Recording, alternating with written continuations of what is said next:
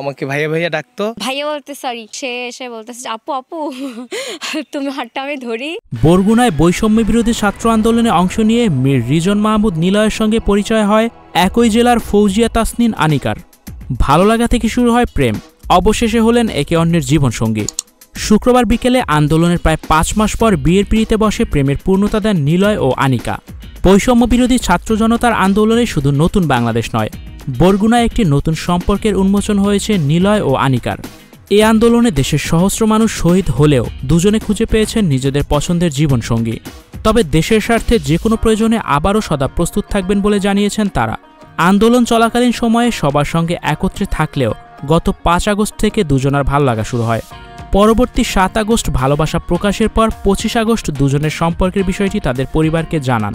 পরে উভয় পরিবারের সম্মতিতে প্রণয়ে রূপ নেয় তাদের প্রেম। মীর রিজন মাহমুদ নিলয় বলেন, আনিকার সঙ্গে আন্দোলনের মাধ্যমেই পরিচয় হয়।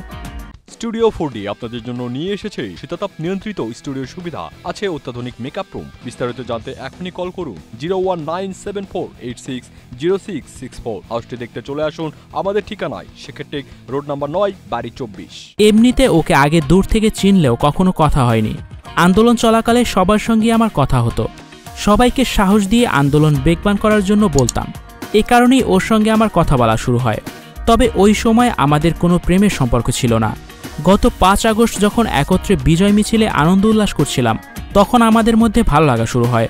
ফৌজিয়া তাসনিন আনিকা বলেন, আন্দোলনের সময় নিলয়ের সঙ্গে আমার পরিচয় হয়। ওই সময় আন্দোলন নিয়ে বিভিন্ন বিষয়ে কথা হতো। তখন সাহস এবং সততা দেখে নিলয়ের উপর আমি দুর্বল হই। বিশেষ কী কারণে আনিকাকে ভালো লেগেছে জানতে চাইলে নিলয় বলেন, বৈষম্য বিরোধী ছাত্র জনতার আন্দোলনের সামনে থেকে নেতৃত্ব দেওয়ার যে সাহসিকতা ওর মধ্যে ছিল, এটি আমাকে মুগ্ধ করেছে।